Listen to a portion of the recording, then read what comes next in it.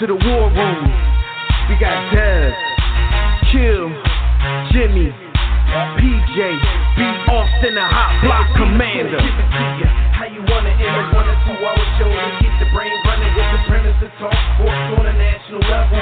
Bold with the topic, sorta like the rebels when it's game time. They like the Fab Five during prime time. Sports conglomerates speak their minds a little bit. For sports medicine and sports veterans and greats. The 4th and 26th saw the war in Kuwait. It's the war room with 5 nights at the round table. 5 Philly guys diversified and educated.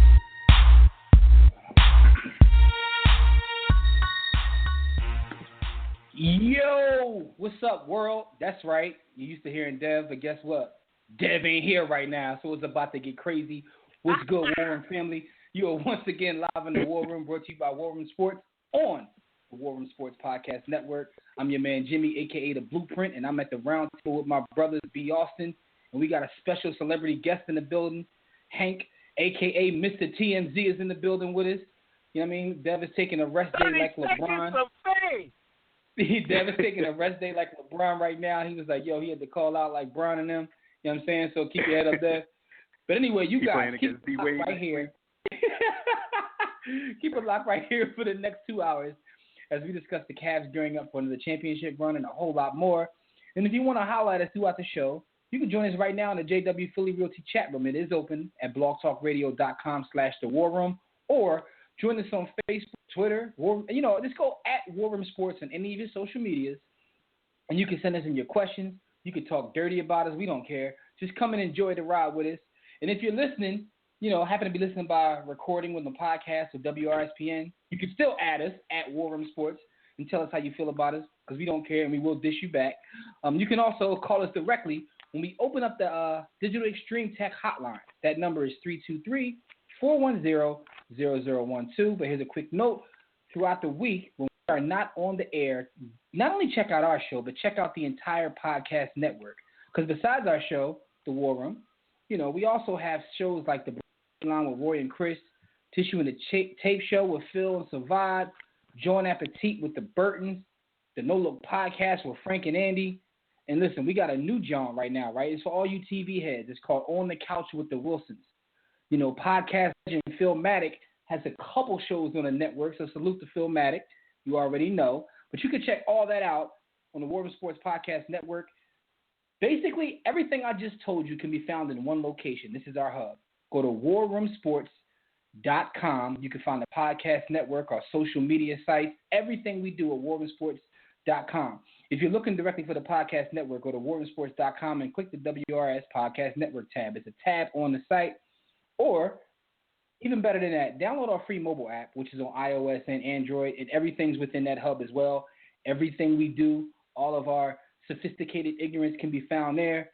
With that being said, man, what's up, gentlemen, man? There's a lot going on in the world, man. What's good? Sure. Yeah, man, feeling good. I want to give a shout out to you. It's my second favorite hub, man. Your second favorite hub. You know what I mean? Shout out to the hub. We all know what the hub is. You know what I mean? Got the mobile app on the phone and whatnot. Shout out to the hub. But yo, man, it's a lot going on, man. Snapchat went public today. I mean, we got Remy's bars we ain't talk about. She dropped them this past weekend. We talked about it in our group chat. Shout out to our group chat, by the way. We all in there talking all day long. But all kinds of stuff's going on. Your president gave a speech this week that got people riled up, man. What's going on in the world, man? Mm-hmm. What you guys think about, like, current events? Yo, man, God bless Remy for even doing what she's supposed to do in the sport of hip-hop. And, yes, hip-hop is not only a culture, it's not only music, it is a sport. For those of you who were born after 1990 and didn't realize that it's a sport, she's doing it for the culture, yo. Salute to Remy Ma. I don't particularly like her flow, but I respect what she's trying to get accomplished. What flow? Salute to her. And what flow, right? Agent Orange. On that song, salute to Agent Orange for continuing to bring me comedic humor in my political news, man. I need that. He's terrible for black people. He's terrible for white people. He's terrible for Asians. And he is definitely terrible for Mexicans and Mexicans. No, he's just terrible. Yo, man, I got a serious question though. I think like there's something deeper. Like I think something happened to him, with a Mexican or an illegal alien or something, because he goes too hard against. Like there's something personal going on. What you think, Hank? I know exactly what it is. I'm glad you asked, Jimmy. I did ask Hank though, but go ahead though. What you gotta understand, I'm glad you gotta understand the mentality of the slave owner. I mean Donald Trump. So Donald Trump likes the ability to buy things, people included. And there happened to be this is of course War Room Sports Speculation Hour with B. Austin. There was perhaps one incident where he couldn't purchase the Latino or Latina that he wanted, and so that put him in a position where he's condemning them all because that person wasn't for sale. So whoever you are is your fault. I think Carlos Slim must have slapped him or something. Like it's something deeper than that, man. What you think about current events, Hank? What you think about Remy Ma? What you think about y'all president? Yeah. Remy Ma, I agree with you, Austin. But I just appreciated the fact that she was just so aggressive. I mean, it was 7 minutes of just straight slander. The flow was weak, and it's disappointing because Remy is one of the better flowers when it comes to female rappers. Like, she normally can ride a beat, but the beat selection, she went for the historical context of the beat as opposed to the actual quality of the beat. She wanted to do the whole ether thing. And you can't be historical with this generation. They don't remember nothing past 5 minutes ago. So yeah. And they don't know anything about lyrics. They care about your flow. So I know 1 minute in, if you called it a Lil Yachty, Lil Uzi Vert, Lil 21 Savage generation, you were bored. But from our generation, I can respect the bars. And I mean, before the butt job, you was a SpongeBob. Like, come on, man. Yo, here's my question though. My question is like, did she use that flow on purpose in terms of just talking to her, or was she just like reading directly off of her phone and that's just how she said it? Like, you know what I mean? Like, did Pap send the email and she was like, I'm just gonna read these real quick, no shots. But because that's what it sounded like to me, man. So you're basically insinuating that Papoose wrote that. No, I'm just joking. I'm just joking. Rem can handle her own, man. Rem, it's disrespectful to Remy because Remy's been battling forever. Shout out to when she washed Lady Luck. Oh my God, she washed Lady Luck. Shout out to her for that. And she always holds on pretty much on every single track that she's on. Remy arguably has the best verse, even when she's with a Fat Joe or with a Jay-Z. She holds her own. So I'm not going to disrespect her and say Papoose wrote that for her. I just no, I'm not. I mean, you're right. You're right. I'm still going to disrespect her, but you're right though. With that being said, though, what's interesting about it is Nicki can rap as well, but we haven't heard Nicki rapping probably like a decade. So I don't know whether she still can rap. But I think it would be fire if she like came back on like the lean back beat and dissed her. That would be like a little that would be fire. Anyway, man, we got a lot to talk about tonight. Just wanted to get you guys take on current events, man. Yo, shout out to everybody.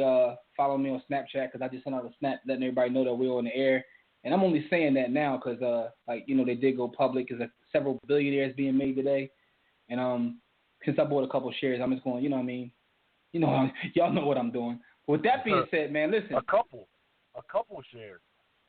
Oh, I ain't here. Stay low, keep firing, like Chris Wallace said, man. Hank. Yeah. Hank, were you aware that one of the people in the studio right now own their own offshore casino? I'm not saying who. Yo, man. No, I was not aware of that. No comment. Yo, shout out to my brother Dev, though. Dev bought a whole plantation off the Facebook IPO. So, but that's either here. But I'm just trying to have it like the Havers have it, man. And by the way, Austin just bought a whole plantation too, but he bought it down south with the Tight Jean Boys. We ain't gonna get into that though. Anyway, man, it's time to talk about what happened while you were on the grind. And for those who don't know, for those who have been living under a rock, while you were on the grind is brought to you by DirecTV.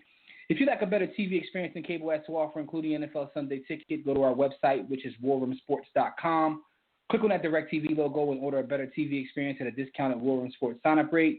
Because if you're a sports fan, you got to have DirecTV. NFL Sunday Tickets, you got to get it. and that's the only place you really can get it. But with that being said, it is definitely time to talk about this past week on the grind. Yo, man, we talked about this a lot within our group chat. Shout out to everybody, War Room Sports Game Time. Get the GroupMe app and find War Room Sports Game Time. But this whole thing with JaVale McGee and Shaq, like it was ugly. But now it's like, JaVale McGee. what's going on with everybody jumping up? Like, you know, in this whole situation, Shaq's mom like steps in and told him to stop bullying JaVale. But on the other side, JaVale's mom wants Shaq to lose his job. Like, is everybody making JaVale look soft, pause, or what? What's going My on? mama can't save you this time. It's history. You know, that's what it is. Yo, Look, there's a lot of Trez Vanny behavior in this story, and there's a couple JoJos to go around. I'm gonna start with JaVale.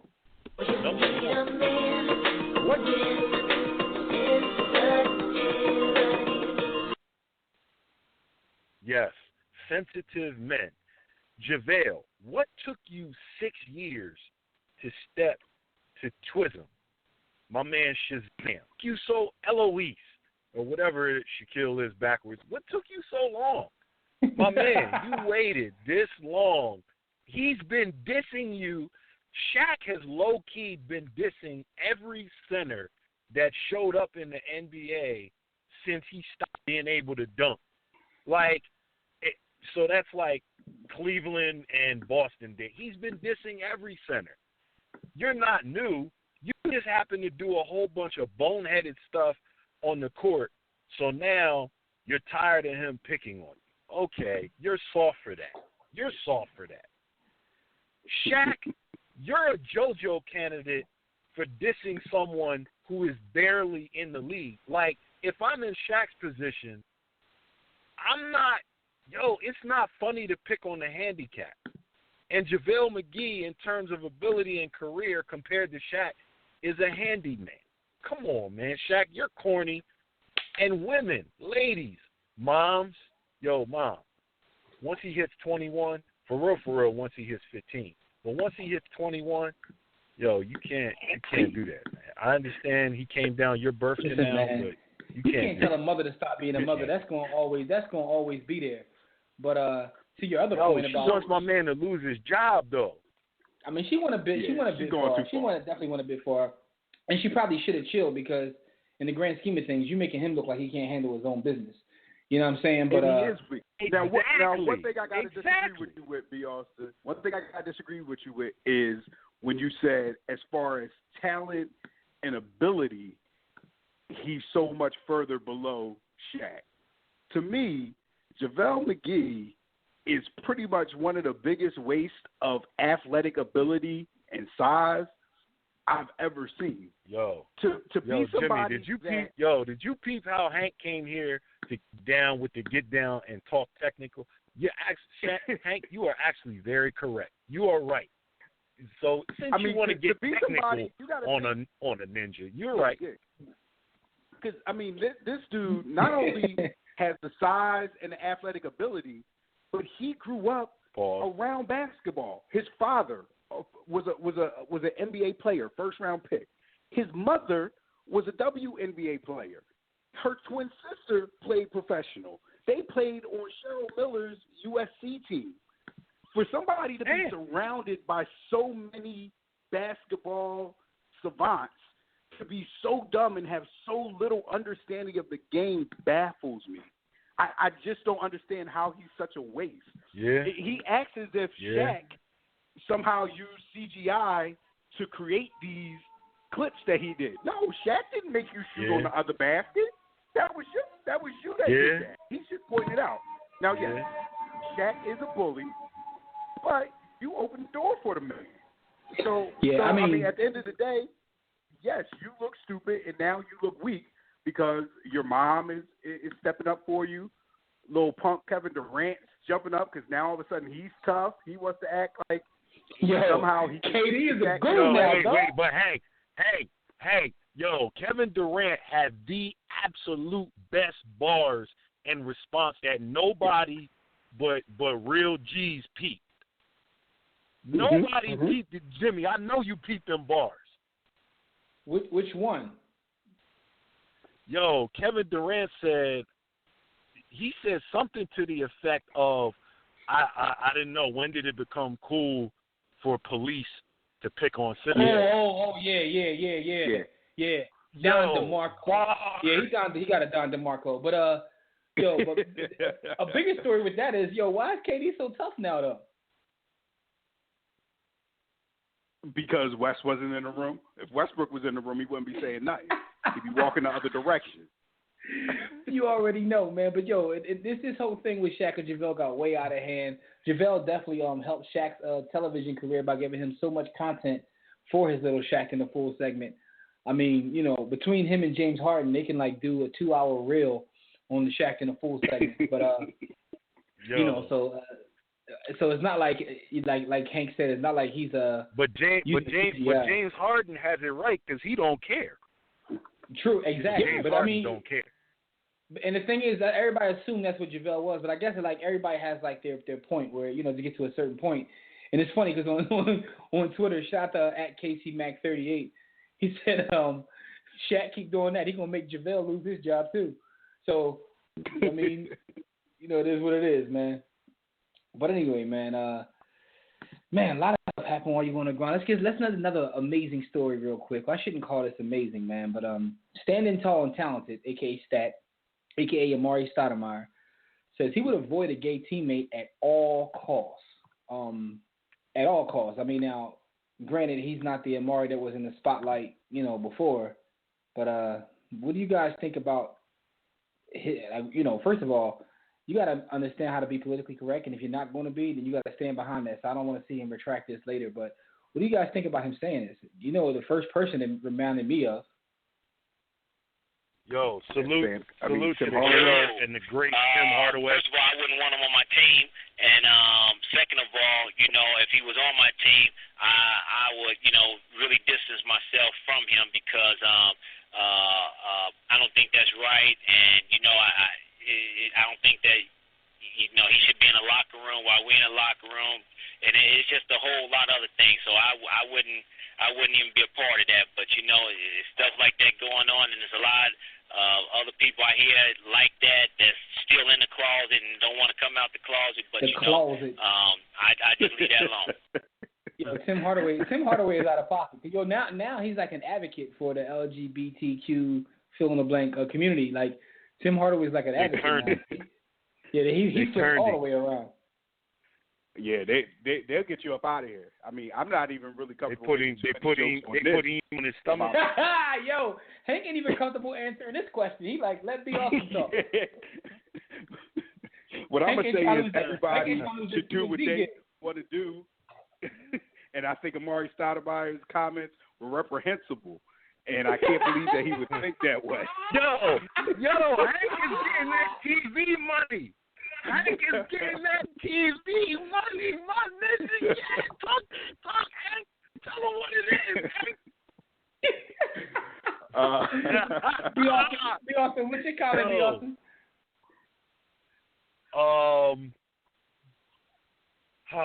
In the words of the great Buju Banton, who is currently locked up in prison in Florida, Free Buju, even though you were guilty and caught with 10 birds, literally. Yo, in the words of the great philosopher Buju Banton, boom, bye, and a batty boy head. All right. We're going to leave that alone. All right, man. Here's a quick for you. Shout out to Skyview Kevin out the West Coast in the chat room. He's saying that Tim Hardaway is really an advocate for just getting his ass in the Hall of Fame. That's what that's about. You think Tim Hardaway's not sincere and he's just trying to get in the Hall of Fame or what? Absolutely. I don't think he changed his mind. I think that Rainbow Mafia got him, man. They let him know. It wasn't good for business. He lost his job. They started in JaVale McGee's mom. They got him out of there. Yeah. Yo, he said that sitting on Dr. J's lap does not make you a strong advocate for your son. I believe I believe that Tim Hardaway is now an advocate for colon cancer survivors. Yeah, with that being said, yo, you off the chain, yo. With that being said, man, shout out to Moonlight for winning Best Picture. Yo, real quick. Speaking of locker rooms, man, when is the generation of old men that walk around naked for like 30 minutes in the gym locker room? When are they going to die out, man? Yeah, today I was in the gym. This old man came, used the locker next to me, put his leg up, butt naked, and proceeded to make a phone call, dog. Dog, yo, I know exactly what you're talking about, yo. Balls away. Dog, I see it all the time when I go to the gym once every 6 months, right? Yo, pause on that entire thought. No, but here's right though. These dudes gotta die out, man. Like, yo, because they be in there drawing, and then they want to have a conversation with you. You see the game? Like, no, I ain't see the game, cuz. Why are you talking to me? Come on, cuz. You know what I mean? I'm not trying to sound like Amari, but I'm just saying this is an uncomfortable situation. Man. You know what I mean? Like, so I know exactly what you're talking about. Anytime I go to the gym, like once every 6 months, you see something crazy like that. With that being said, though, let's see if you guys want to, touch on this topic right here. There is a transgender wrestler who won the Texas State Girls title. So the question is, when I saw this, my first reaction was like, wow. And then Dev was like, yeah, like the world is changing. I'm like, is it like changing too fast, or is this how things are supposed to be? I don't know if I would consider myself a quote unquote progressive, but in my head I think I am. But like, I've never really thought about. I have thought about it when the whole Fallon Fox thing happened, and she was fighting MMA, and she was a transgender. But now this is going down to state titles in Texas, and Texas don't play. They're conservative state. But what do you guys think about this? I mean, I know Hank got to protect TMZ money, but what you guys think about this? I mean, I'm not be who you are. And spiritually. I'm not intellectually or spiritually equipped to answer the question responsibly, so I'm going to allow Hank to take the shot at this. I mean, I'm all for, people being and becoming who they want to become. My only thing that gives me pause with this is, in order to make that transition, you have to use testosterone. So, and when you do steroids, when they test you for steroids, that's the main thing is your testosterone levels. So, on the competitive end, I would need to know this would actually be estrogen, brother, because I believe this person started out with a schlong and ended up with maybe taco. I think that. Yeah. Oh, it was the other way. I think that it was estrogen. Yeah, it was the other way. It was the reverse. Okay, well then that's cool. Because that's like being like doing it with one hand tied behind your back. No disrespect to the ladies out there, but I think taking a little extra estrogen is actually a negative thing for them. So all power to them or her. Okay. I don't know what to say. Listen, man, I don't know the science, but I don't know. No comment on that. I don't know the science. I don't know the science, but what I can say is my first reaction is it just, in the words of my man from Menace, it just ain't right, all right? Like, we got to do this some other times. I don't understand that part of it. Like, I agree with Hank. Be who you want to be. Like, yo, it's none of my business. I could care less. But, like, when you start talking about being competitive, and in the words of my brother B. Austin, and competitive greatness, but then I guess all the female listeners are like, well, that's sexist if you think that, it's less to be a woman versus a man. Like, you know what I mean? So, man, like Dev said, the world is changing fast, good brothers. So be prepared. But, sometimes the world changes fast, but sometimes the world doesn't change at all. And speaking of that, let me take on this. Mark Ingram and some Saints teammates were denied entry into a London club for being, quote, too urban, unquote. So as much as we talk about the world changing, in some aspects, it's not. What you think about this, good brother? Yeah.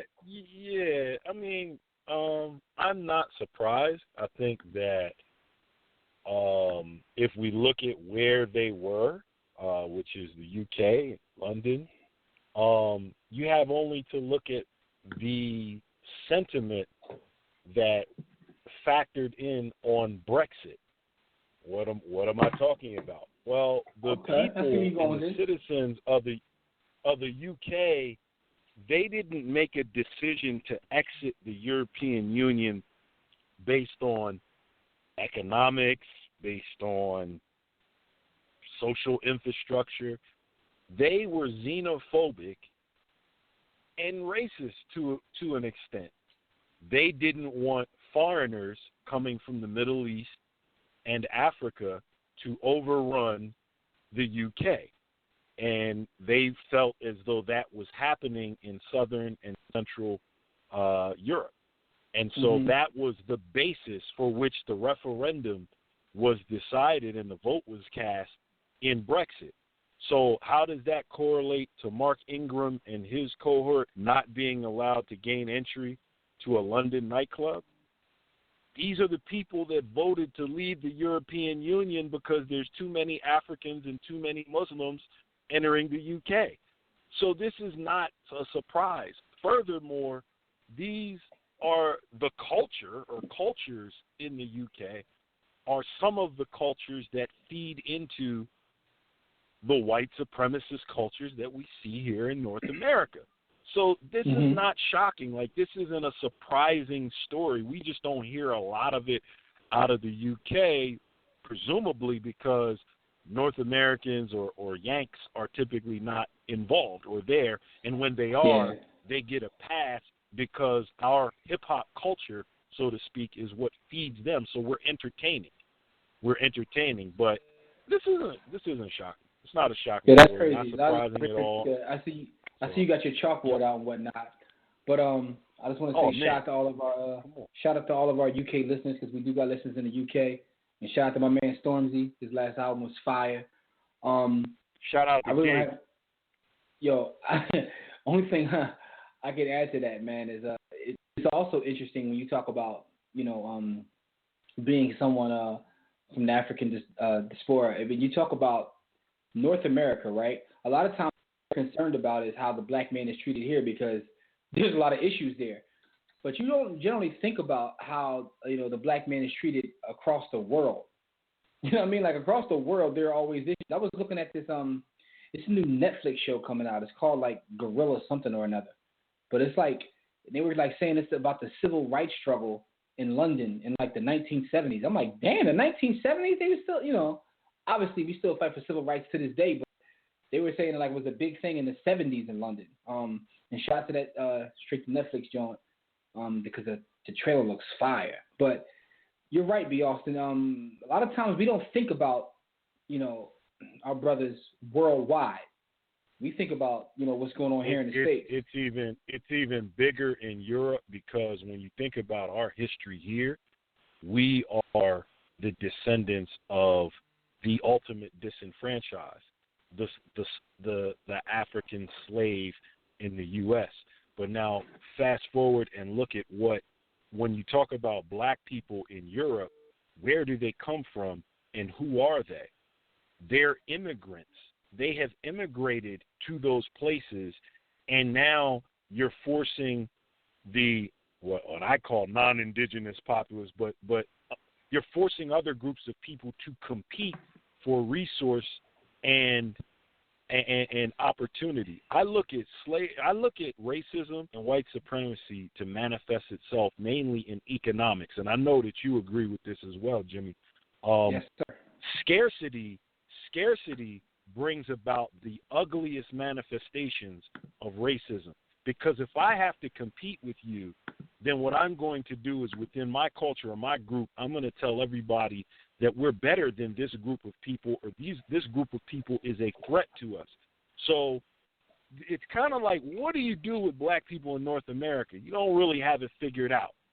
But when you talk about black people in Europe, they're almost always invariably either first, second, or third generation immigrants.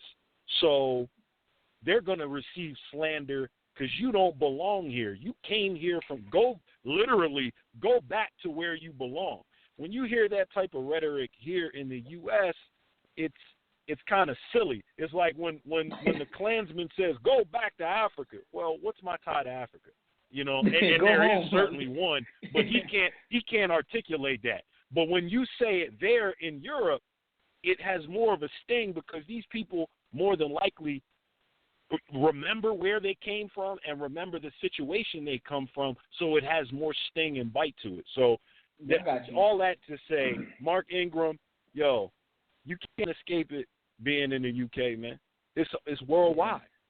They feel that way about us worldwide, bro. Being a professional football player, he probably thought he could escape it a little bit too. But, you know, if someone tell me to go back, they don't respect American football. You want me to go to Germantown? Like, what you mean go back? Yeah, shout out to B. Austin for bringing out his chalkboard on this one. Hank, you got anything you want to add to this, man? I mean, B. Austin kind of killed it. Only thing I can say is that the Union Jack looked just like the Confederate flag to me, so it ain't no surprise that. Yo, listen, man. Yo, to all the people that denied Mark Ingram, you know what I'm saying, entrance into the club, to Amari Stoudemire for not knowing the temperature of this country, Shaq and JaVale McGee. And I'm leaving out the Texas Rustler because I don't want them kind of problems. But to the rest of y'all, man, you should be ashamed of yourself. The way you carry yourself. Yeah, I don't want them problems, man. I don't want them, Stoudemire problems, so to speak. But it's definitely time Shout to move out on. to Atlanta and San Francisco. Yo. Hey, I know my brother Dev, called out LeBron, but he's got to be listening somewhere, yo. Tell your man Austin to stop slandering the place where he, lays his head now, man, because I don't want nothing to happen to B. Austin, man. I ain't trying to come down there with the choppers, man. Listen, though, it's time to give some birthday shout-outs. Atlanta ain't in America. You act like Atlanta ain't in America. They don't give a... Anyway, listen, it's time to give some birthday shout-outs, and these are brought to you by Digital Extreme Technologies. Do you or your business need a custom website? Well, for dynamic, professional, and most of all, affordable custom website solutions, you need Digital Extreme Technologies. There is no need to break the bank when you want a website, because all you have to do is contact Digital Extreme Technologies at digitalextremetech.com, or you can reach them at 267-205-4203. And if you want a discount, say, look, I heard this in the War Room, but I need a website. And, say I can't use a Wix site, because Jimmy said in the air that if I use a Wix site, then my pop is probably a sucker. You know what I'm saying? So give you a custom website, 267-205-4203, and it is time to give some birthday shout-outs. Yay! All right, some interesting birthdays this week. Reggie Bush turns 32. In my opinion, he's probably one of the greatest collegiate running backs I've ever seen. So salute to Reggie Bush on his birthday. Pro career, didn't live up to his college hype. I don't think he had a terrible career, but what you guys think about Reggie Bush overall? Damn, he ain't dead. You see the past season he might be. I used to call him Reggie Bust, but that probably isn't fair. I don't think he was a bust. I think he had a good NFL career.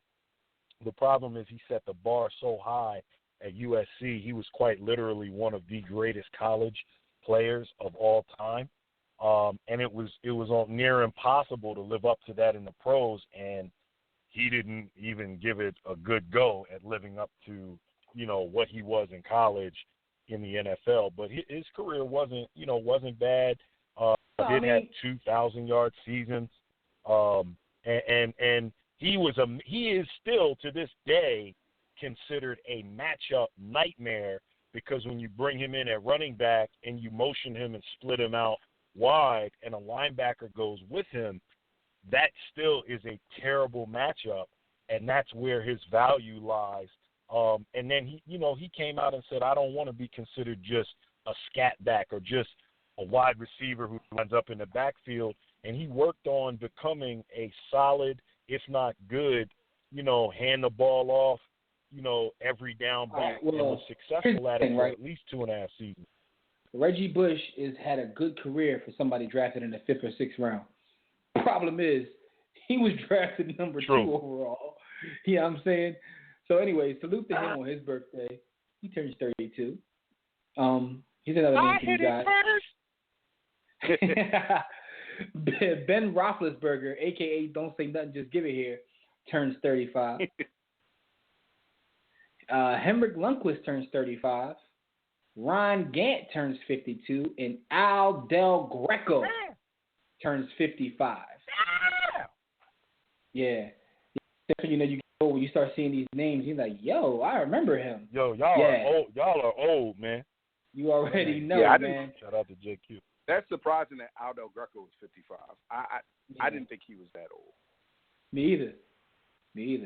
Did Big Ben come back and say whether or not he's going to play next year? I haven't heard. I think he was just salty right after the loss, but I haven't heard one way or the other. But no one really paid. Ben's been threatening to retire for the last 3 years. I believe he will be back, but also because of the pounding that he takes, more so what he takes than what he gives these days, because I think he's learned his lesson. I believe that he's probably going to retire a little earlier than most quarterbacks of his stature. A lot of times QBs can stick around, late 30s and rock. But my man gets beat up and beat down because he stands in the pocket and plays hero ball, and it works. And it works. And it works. But his body is going to break down a little quicker than most. I think he'll lose a limb. He'll lose a limb and miss like one quarter. Like is true. He has a ridiculous ability to heal. But this is true. This is true. He was just salty. No, but the funny thing is, it was funny like watching how people took that. No one even really took him serious though. Like, it wasn't even that big of a story. He said he's not. It was like, he talked about it for a couple hours and that was it because no one really even believed him. Like, he definitely needs more people. With that being said, though, we want to give a special big warm salute to all these folks on their birthday or birthday week. It's my birthday! Yay! Now, let me tell everyone how to get in touch with us, and we are getting ready to open up the Digital Extreme Technologies hotline, so if you want to call in now. But you can check out our website, and that's www.warroomsports.com. I hate when people say www, like it's 2017 and I just did that. Why do you say www? Anyway, warroomsports.com. While you're there, take your time and look around. Click on the Contact Us tab to send us a message about our company, our show, or to inquire about sponsorship and advertising opportunities, or for joining our network. Real quick for you, Austin, in the middle of this media blast, I got to tell you this. I never forget one time in college, and I told this young lady to go to some website, such.com, and she literally typed DOT. Like, I will never forget that as long as I live. And I think I clung to the point when she dropped out of school. But that's neither here nor there, man. Anyway, for general, you gotta understand that I'm an old dude, so the World Wide Web wasn't as popping as it is now back then. That being said, for general inquiries, email us at info@warroomsports.com. While you're browsing the site, click on the memorabilia tab. You can buy some War Room Sports merchandise. You can click on the blog tab. Read our latest articles in the All is Fair in Sports and War blog, and then click the respective icons and tabs to like our Facebook page, follow us on Twitter, subscribe to iTunes. You can watch our webcast, and you can watch our webcast also at War Room Sports TV or warroomsportstv.com because we are all over the internet. To listen to the WRS Podcast Network, there's a tab for that, and you can download our free War Room Sports mobile app because there's also an icon for that as well, and get everything on the go right on the mobile app. Right now, you can join the JW Philly Realty chat room, and that's at blogtalkradio.com/The War Room. To enter the chat room, sign up for a free profile at Blog Talk Radio. If you don't want to create an account, you can sign in through your Facebook or Twitter accounts, and while you're at it, click follow, and you'll get updates and reminders about our show. We'll be taking questions and reading posts from all kinds of social media during the show. And if you want to call in right now, like I said, you can dial the Digital Extreme Technologies hotline. That number is 323-410-0012. Press 1 when prompted. If you're already listening from your phone, just press 1 and we'll know you want to talk, and we'll bring you on. Listen, I know we got some people on the line. We had a couple people on the line. Listen, I know Tobias was. My apologies, Tobias. But if you want to call back in, definitely call back in. But it's time to get into some hot topics anyway. And these hot topics are brought to you by Audible. If your schedule is too hectic to read as much as you want, you got to try audiobooks. Kick back and let someone else do the reading for you.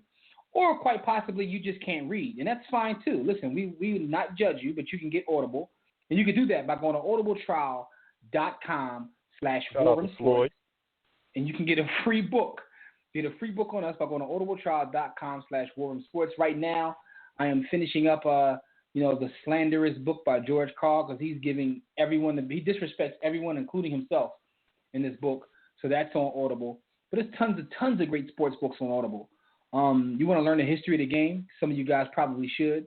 Wilt Chamberlain, Bill Russell, Julius Erving, Irvin Magic Johnson, Larry Bird, Michael Jordan, Allen Iverson. There are books about all of these guys on Audible. You can get any of them for free at audibletrial.com/WarrenSports. And the GOAT biography of Iron Mike Tyson, who doesn't know how to lie and tells too much of the truth. He bears his soul in his book, which is also on Audible. You can get that for free by going to audibletrial.com/WarrenSports. And we'd like to thank Audible for their support of our podcast. So now it is time to jump into some hot topics. I know that in our chat we talked about this a little bit, but what's going on with y'all man LeVar Ball's daddy, man? Because he's back at it again. He says that they'll make a brand just like the Jordan if the sneaker companies don't give Lonzo the right deal. So he already pissed off NBA GMs, and now it looks like he's trying to piss off the sneaker companies. What do you guys feel about this? I've seen people that fall on two sides of this argument. Some people say he needs to shut up. Some people say, look, he knows what his son's made of. He's doing this to motivate him. So I've seen both sides of this argument. But where do you guys fall about LeVar Ball? Two things. One, does he not understand that the Jordan brand is just Nike? Like, he said we're going to create our own brand as if Jordan just came out of North Carolina and, went to Singapore, set up his own sweatshop, speakers, and started selling them like that. You're not going to make your own brand of sneakers. And if you do, they're not going to be successful. And then, yes, he needs to shut up, man. He's making it so much more difficult for his son. Like, even the younger sons, because they're getting so much attention from him talking and from all the antics, I had to find out about them losing a state playoff game. Like, well, I didn't know about a sophomore losing a state playoff game in California. I don't care about that. But that was all over my news feed because people want to prove that his style that he's been teaching these kids is a failure. And the crazy thing is, I think Lonzo Ball will be a good player in the NBA. Do I think he's going to be Steph Curry? No. But who knew Steph Curry was going to be Steph Curry? But you don't need to put this much pressure and this big of a target on his back. Facts. Be awesome. Yo. I'm going to take it back. Probably around 99 and just say that because of Bull Mouth, he on my list. Just because he talks too much. It's about who see who first. Yo. He's a noodle. He's put a target on his kid's back. He's not respecting his kids. I don't know if he realizes that. And yes, at least one of them, if not two, are going to be multimillionaires from this thing of ours. But it's like, his level of respect for the game and for the greats is on zero. No one is bigger than the game. Although Raymond James and, to be fair, Michael Jordan will probably make you feel as though they feel that they are and the brands that support them feel. Purists, aficionados, and connoisseurs know that no one is bigger than the game. And I think that LeVar Ball genuinely believes that what he has done has made his progeny bigger than the game. And so I feel angry at him that I now, somewhere deep inside, am rooting to see his sons humbled, because his sons haven't come out and said anything, and so they don't deserve anyone to feel that way about them. But their dad Yo, he's on the list, man. He a noodle, yo. Listen, man, See me when you see me, dude. Here's one thing I mean, his recognize. son shot Go ahead. combined 17 for 64 in their state championship game. 17 for 64 Wait, who in a high school game. Wait, combined. who took 64 shots? Those two Two of combined. them combined. The two combined. They both the younger one took 33 shots and the middle one took 32 shots. So my fault. So 63. Yo. Yeah. I hate In a high LeVar school Ball, yo. He's what's wrong with basketball. Listen, man. Here's the thing, man. And I've seen people argue both sides of this. I wish he would be quiet. And the reason I say that is because, like, the way his sons are carrying themselves, they're not saying anything. So and that makes me believe they probably wish he'd be quiet too. And he's making this more about him because they're going to continue to put the microphone in his face now. Him. I've seen Yeah. we got some comments on Twitter, right? Who says that this is Casey Mack again. He said LeVar Ball is a genius because if Lonzo lives up to the hype, it is what it is. He said LeVar Ball is Richard Williams. We knew who Gloria James was when she got that Hummer. LBJ had a target on him, and he's fine.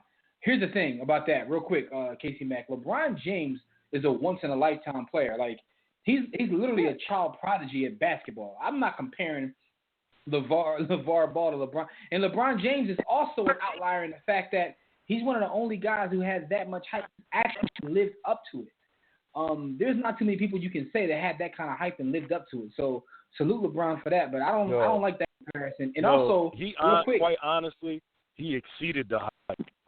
Yeah, he did. And also, Dev made a point last week when someone tried to bring up the whole Richard Williams thing. And the Dev's point was that there was more at play with that whole thing. He was fighting like an institution that, didn't look favorable upon his black girls, where this is a little bit different. We're talking about basketball and, like, you know what I mean? Like, so as Casey Mack's point is, he actually feels that LeVar is taking the pressure off of his kids. I don't see how you see that because you feel like he's putting the pressure on himself, but he don't have to defend nobody. He don't have to get fouled. He doesn't have to worry about if they lose, like, they got to eat that. Like, he's putting pressure on them. I don't agree with that, Casey Mack, that he's taking pressure off the kids. Listen, I don't see how you Jimmy, see it that way. We gotta shut our brother Casey Mack down. At Casey Mack on Twitter, everybody. Tell him about himself. He is a friend of the show. He is a friend of the show. We love him, but you can't take the opinion serious of a guy that roots for two football teams. This guy has two teams that he roots for in the NFL. Yo, so he's not. All right, his credibility is limited. Now, Skyview is trying to say, well, Deion Sanders hyped himself excessively before he entered the NFL. Keyword, himself. Deion hyped himself. He didn't have his daddy going on TV talking about how great he was. He was better. And the thing is, even if you want to hype your son, he's doing it at the expense of other people. He's better than this because such and such can't do this. He's not just saying my son is the best. He's saying my son is the best, and he's better than this person. He disrespects Hall of Famers. He disrespected Hall of Famers. So that's a little different. And with the whole argument that he knows what his sons are made out of, I'm gonna speak for my Babe brothers.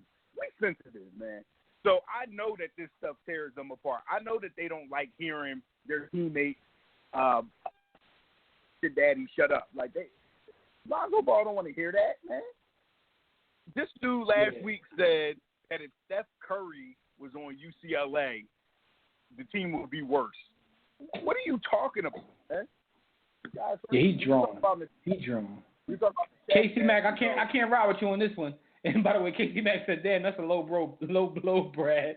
You ain't gotta put him out there about these two squads." But no, real talk though. I just don't. I can't rock with you on this one, Casey Mack. I'm not as harsh on him as I see other people being because I just like the fact that they got a father in the picture.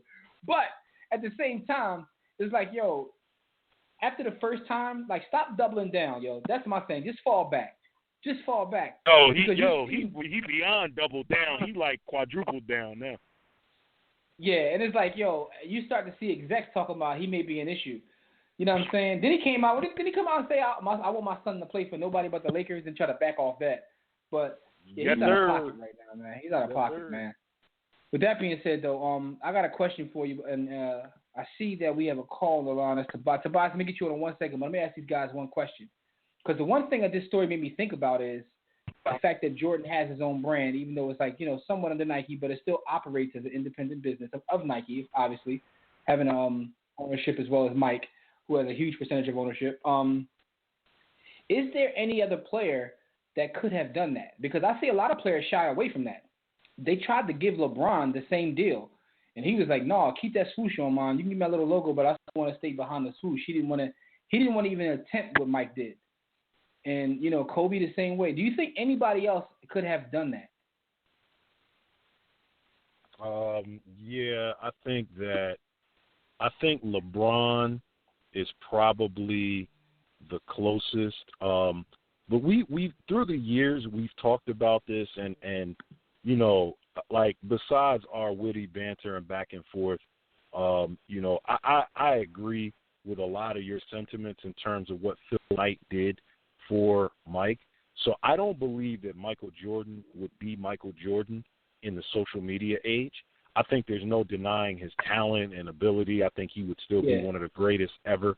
But in terms of his marketability, what you have to understand is if you've ever had an opportunity to spend extended time near Michael Jordan and observe him, like when he came to play for the Wizards, Michael Jordan, I just got to say, my opinion, not the opinion of War Room Sports or anybody else, Michael Jordan is not a nice person.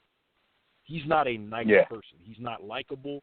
He's not good. He doesn't treat, people with a good and kind spirit. He's not humble. Phil Knight and David Falk were able to get together and hide that in a marketing climate that was conducive to that happening.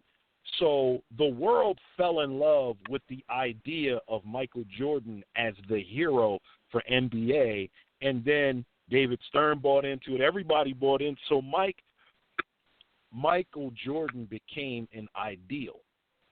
Yeah. So you know what? So to your point, I guess what you're saying let me finish the thought. In this world, in this line, the only player that I've seen that's been cautious enough with their image and branding and had the appeal is LeBron.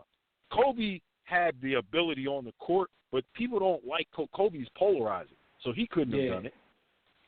LeBron now, real is quick though, the gist of what you're saying is timing. You said basically it all boils down to timing. It was the time Mike came around in terms of where the league was, who he had backing him, and access to media. But one of you guys just said who I was going to say. I was going to say Bubba Chuck.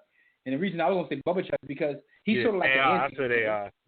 Yeah, the anti-hero. Like, he's a little bit of the opposite, but both work. That's the only person I see that could have actually pulled off having an AI brand, because AI was so cool.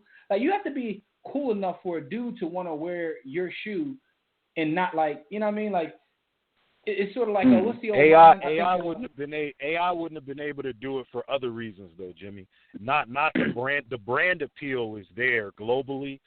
But from a business standpoint, there's certain things that AI does and was a part of throughout the course of his career. I'm gonna just say two things, two words: crew fit. Like that in and of itself. I mean, possibly. I mean, I don't know. I don't know if he could have got. I don't know if he could have taken it to the where Jordan brand is, because Jordan to the brand, Jordan level. Yeah. Yeah. He would have been trying to hire his cousins. They would have been because Mike, the one thing you can say about Michael Jordan is he put some smart people around him, but so I don't know if he could have took it to those levels, but at the same time, I think the AI, had that sort of like anti-hero thing going on. He had the mystique and the appeal. He had the mystique and the appeal, but we know AI and come on, man. AI and Beanie Siegel are two people from our area that exemplify when keeping it real goes wrong. Like they too real. Because someone mentioned in our chat, like, what would have happened if AI would have signed with Nike instead of Reebok? And I think someone else responded, there would be no Reebok right now. I mean, and that's kind of like the feeling of where Chuck was in that pantheon in terms of just like being a market. So what you're saying is Jordan came at the right time. on that same note, isn't Steph kind of doing that?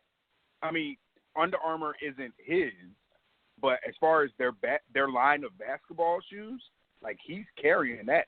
Is anyone else even signed to Under Armour? No, you're right. You're right. But here's the thing, though. He doesn't have his own brand. I get your point, though. But he hasn't like really spun off his own brand. And the thing is, they're doing him a disservice. His joints is ugly. Like he hasn't had a hot pair. Like it's like his shoes are not hot. Yeah. Yo, Hank, I love. I'm probably the biggest Steph fan in the War Room. I still am at a point where I question whether he's going to be able to sustain the level of stardom that he's ascended to.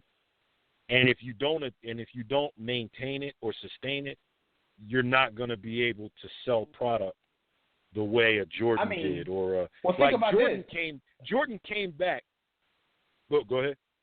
No, essentially, he's not even the best player on his team no more, which is why one of the rumors when KD signed, and this is just a rumor, but I saw it in multiple places, was that Nike was behind this because of all the momentum he had with Under Armour. Their stock price shot through the roof, and they were coming about that, KD got a little, backdoor check to take one for the team and kind of take his shine. Now, I don't know how true that is. People speculate about all kinds of stuff. But that was out there. Yo, shout out to our listeners. Shout out to Jimmy the Conspiracy Theorist. Talk to him. I love a conspiracy theory. So when I saw that, but I'm not going to take credit for that. I didn't make that one up. I saw it on my research was as extensive as going to Twitter. So I saw it in the Twitterverse, but I saw people actually write articles about it. Like even the Wall Street Journal, is this a Nike move? It's really it's like corporate espionage going on. Like they had a meeting with KD. Like, look, this is what we need you to do for Nike. But so I get your point, B. Austin. It's hard to sustain that if he's not even the best player on his team. But I say all that to say this: how is Ball going to do something that we don't think anybody in the history of the game could have done, but somehow his daddy think he's going to do it? Yo, LeVar Ball is a noodle. It's crazy when you think about it like that, yo. Shout out to Starbury because it was honorable what you did. And I even bought a couple pair of Starburys. And to be honest with you, from a quality standpoint, Starbury coming back, though. Starbury doing his thing in China. Yo, it was no different than buying Jordans from a quality standpoint. But, some of your joints was ugly as hell. But I was supporting just because I like what you did. Anyway, we got some calls online, man. Let's get the homie Tobias because he's been waiting for a minute. He got to get some of his bars off. Tobias. Man, I had to hit Chuck because I'm like, I'm on a plantation, man. And I'm trying to duck Massa. Yo, tell Matt to give you a couple minutes. You got to get these bars off, man. All right. Hey, first things first. I wonder what Kerry Rose thought of the transgender wrestler. He probably is all for that. But anyway, and on the ground. But also, when Kevin Durant got hurt, I bet Nick Wright was as excited as a teenage boy was in the 90s when we got free Cinemax for that weekend. If you catch my drift. I get you. Y'all don't know nothing about when you get the Cinemax. You gotta press the button real fast, and if you press it real fast, y'all don't know nothing about that, do y'all? Y'all too young for that? Yeah. Hey, but the thing is though, a couple of things I wanted to talk about before I get on this basketball thing real quick with Durant. Now I see Kaepernick. See, the thing is, this Kaepernick story is so fascinating. Where it's like he said he's not going to take the knee anymore, and then you got screaming A. Coon over there, and all these people talking about he's a phony, and all that. Or he's doing it because he's on a free agency. But hey, the thing is that think about this. He could have gotten cut anyway because the NFL don't have guaranteed contracts. But the thing that I feel like is that it keeps showing us that people care more about how protesting than the message itself. They still won't talk about black people being killed with impunity. Unarmed black folks, innocent black people. They still won't touch that subject. They just want to talk about it causing distraction. You know what's a distraction? These guys beating their wives, drug suspensions, not wanting to practice. Those are someone like, I'm not slandering the guy, but someone like Le'Veon Bell, who sits out a couple of games every year because he can't stop the weed, that's a distraction. Yeah. Not someone who took a knee who didn't even tell anybody he was going to do it. He did it on his own. The media made a point to keep talking about it, and they still won't touch the subject of why he did it. Because it's easier to do that. Plus, I've come to the conclusion this week, well, not just this week, but just overall, that we live in a world where people just love to hate, right? And a lot of this is because of social media, but people hate everything. It's like, I really don't spend a lot of time on Facebook no more, so shout out to all my Facebook friends. I know y'all probably be like, where is he at? But I don't really don't be there that much because, it's so hateful. It's like, you can go on Facebook, right? And you can be like, I love my mom. And someone will find something wrong with that. Oh, so you saying you don't love your pop? What's wrong with you? Like, people find hate in everything. I've literally seen people be like, I want to thank the Lord for waking me up this morning. Or you don't thank the Lord every morning? Why you want to thank him this morning? Like, that's literally the world we live in. You don't respect the devil?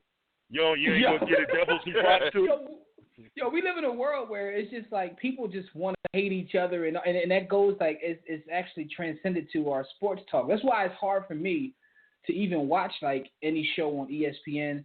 Shout out to Mike and Jamel because y'all family, so I do try to support y'all. But outside of their show, it's hard for me to watch that because it's like, it's so hateful. And I know that we joke with people, but like, they be going like personal with cats. Like, so, you know what I mean? So I understand why they did this with Kaepernick, and you are right. They haven't talked about like what his message was. And the fact that here's the one thing I don't like about it. I don't know why he had to come out and say that though. He should have just like, I wouldn't have said nothing. Yeah. So that's my one thing about it. But the floor is yours, Tobias. Oh, and I'll say this also. They talk about like I didn't know, Joe Mixon, a former like Oklahoma running back. The one that punched the girl in the club in the bar. He didn't even get invited to the combine. And my thing is that we all knew he was wrong for it. But when will the brothers stop wearing the scarlet letter for life? Are we gonna stop being every time we do something? It's like Lady Macbeth in that spot. But when the Caucasian / Anglo-Saxons get us on stuff, that's excuses to be made. But when it's these young guys here, you hear all these banish him for life. When you got people done a whole lot worse, it is a young guy. I would just say, hey, let's see what he has. The man probably apologized a million times, but I believe there's no point in saying, hey, you're banned for life for this. Yeah, it's funny you talk about being banned for life and banned in general because, one of the things that we're actually going to get ready to talk about in a second once we take these calls is the SMU death penalty. People, so, and I know that also Dev and Fred did a whole segment that you can find on the WRSPN, the Woven Sports Podcast Network of Quick Slants, where they talked about that for a minute. So definitely check that out. But it's interesting to see like how people scream for penalties and whatnot because you are right. It's kind of out of pocket. Can I say this one last thing real quick? Yes, sir. When Kevin Durant got hurt, that kind of shows the Achilles heel of super teams where you don't have much depth. And now once he's gone and everybody thinks he'll be back for the playoffs, but he got to get in shape. We don't know how he'll be health-wise. And then as a team in San Antonio. They gave away their depth. Yeah, they gave it away. And then now you got LeBron here who's going to cakewalk the East. I think Boston will give him resistance. And I think if they play San Antonio, because the Cavaliers, I believe Spurs could beat them anyway. Yeah. Because the one thing that people are missing, the Spurs got dudes who could just guard guys like Kyrie and not have to worry about their offense. The Achilles heel of the Warriors playing the Cavs, Clay got to guard Kyrie and go for 20. The Spurs got dudes you ain't got to worry about going for 20. And LeBron got to spend energy on Kawhi as well. And so I think the Spurs, man, being a big beneficiary to this, but we don't want to see a championship that's decided because people got hurt, And that's the sad thing about it all. This is true. We see that all the time. Here's my question.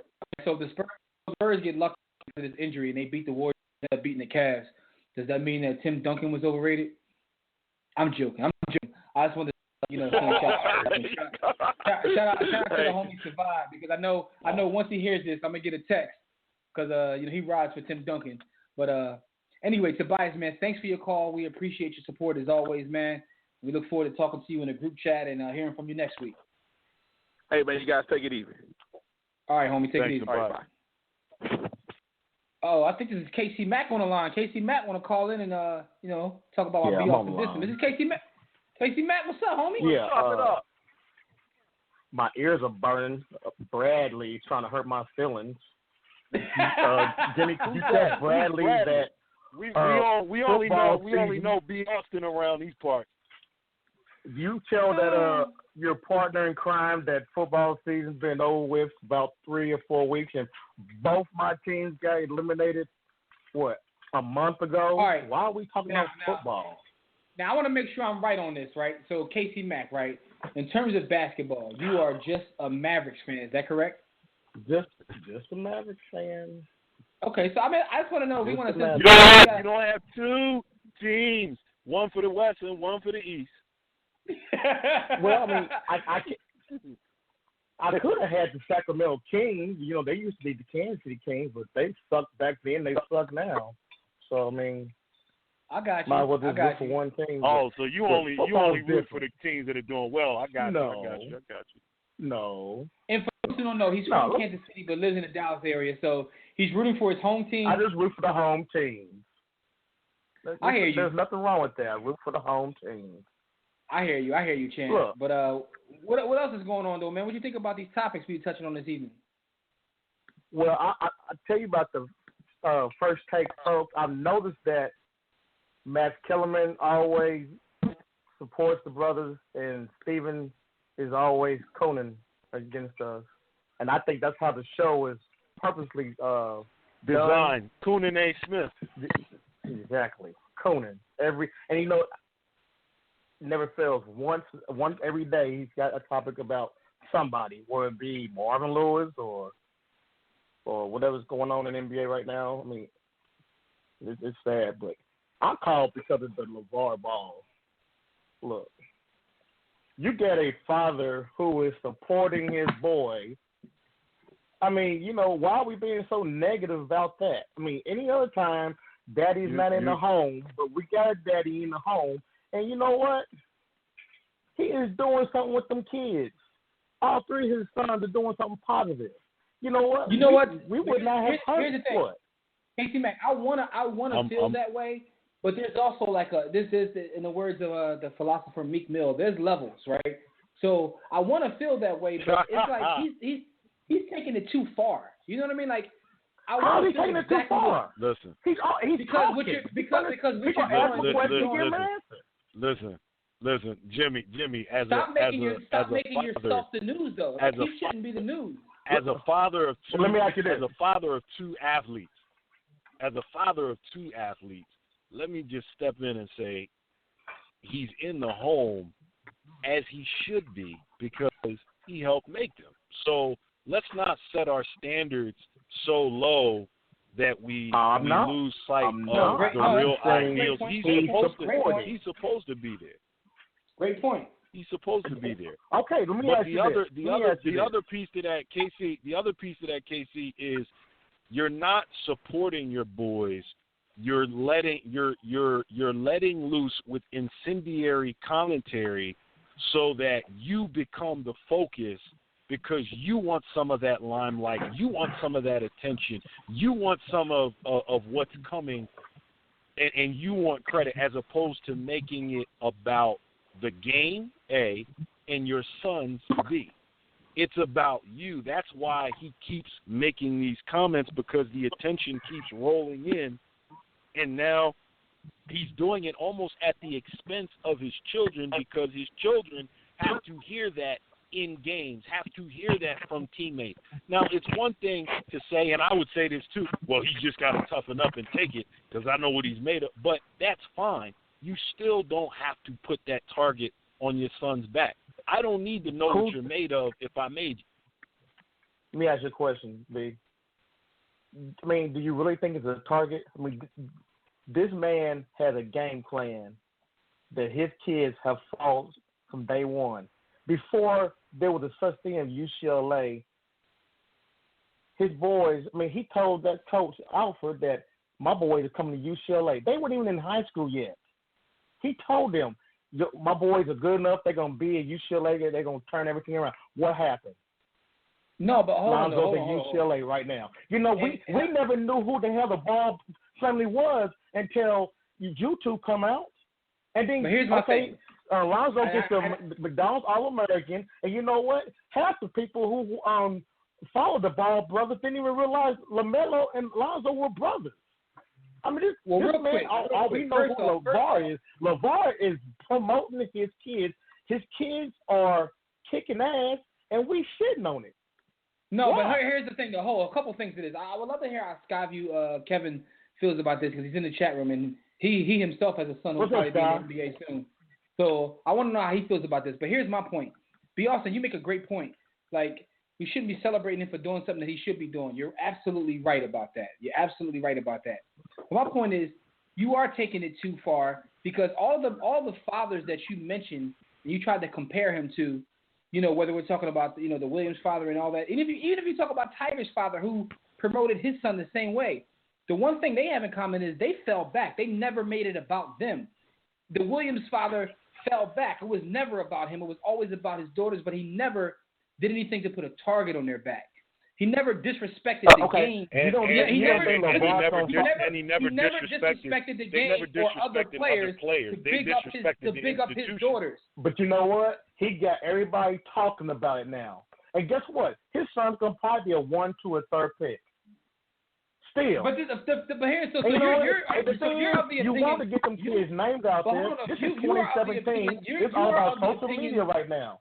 But you are of the opinion that all attention is a good attention. Just because we're talking about it doesn't make it good. All attention isn't good attention. Like, that's just not how it works. And the fact of the matter is, look like this. You know what? If his brand takes off, then we're gonna be like this. Damn, he was on to something. And then the next person's gonna be trying to do the same thing LeVar Ball doing. We never seen this before. What about the flip side of that? What about the flip side of that, though? What if his brand doesn't take off? What if his brand doesn't don't take off? Then big damn deal. You know what? His son's still going to be a top 3 pick. His son's still going to get millions of dollars. And the other two might do the same. Hey, you think LeVar Ball is going to be running shit when he gets to the NBA? Do you think he's going to be running the show? He's going to fall back. We know that. He ain't going to be a factor once Lonzo gets to the NBA. He hasn't shown anything to this point, unless now he's not at the show. He's not the big show right now. The thing, though, what I'm saying is, you're assuming that is he hurting UCLA basketball right now? Is LeVar Ball hurting UCLA basketball? UCLA is ranked number 3 in the country. They 26-3. He ain't. And the kid's playing his ass off. So don't tell me. But here you are missing the point, though. You're missing the point. The point is, this is what you know. What this is what we're supposed to be. People want to think. They want him to shut up. They want him to shut up. Why? Because he's being disrespectful. So you would teach your kids that it's okay to make yourself disrespecting others? Is that what you teach? You would teach the younger generation that it's okay to make yourself disrespecting others? Okay, he said 2 names. He compared. He said my son ain't Jason Kidd and my son better than Steph Curry. You think we really believe that? Is anybody heard that? Did they really believe that?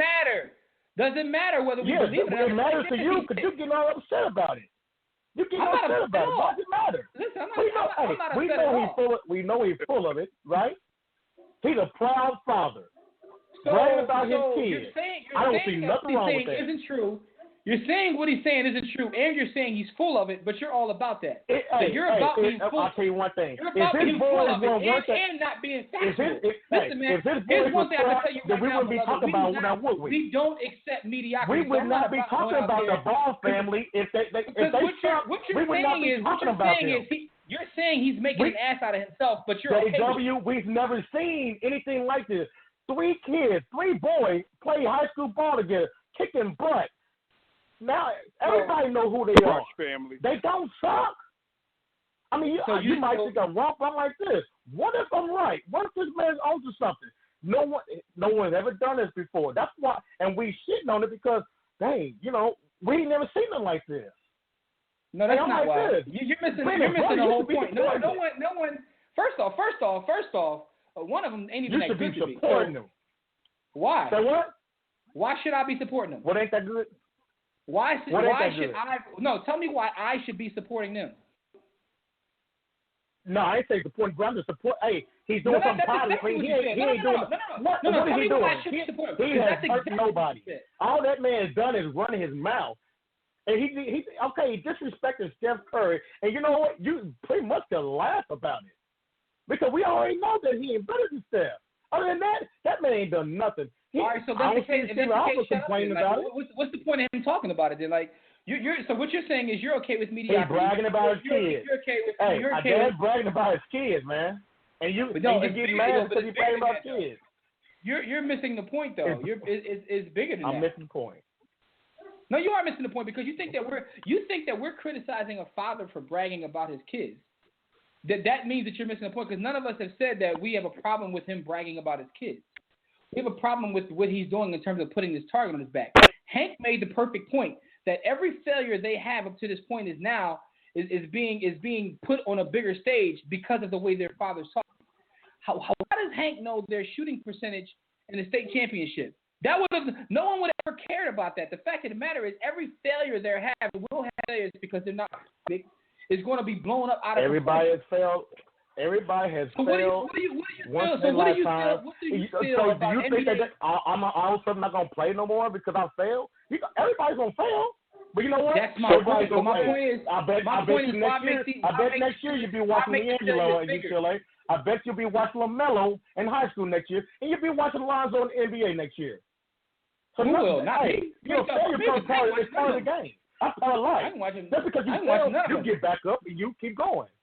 Netflix is lit. I ain't watching none of them. But my point is, why I bet you do. And you know what? I bet. I don't watch him now. You know what? You may not watch it, but I'll tell you what. I don't watch him now. I bet you'll be talking about them this time next year too. You'll still be talking. You'll be talking about the Ball brothers again after this day. I promise you. You will. Okay, so this is one of your guarantees, like the guarantee that Dwight Howard was going to the Mavericks, right? Well, I failed. But I'm just kidding. I'm just saying this is one of your guarantees, right? That's all I'm saying. Hey, you know what? I failed, but I called it back. Hey, I ain't hard. Those kids ain't. They didn't get to the state finals this year. But you know what? They ain't gonna keep folks from watching. That 15-year-old kid is much.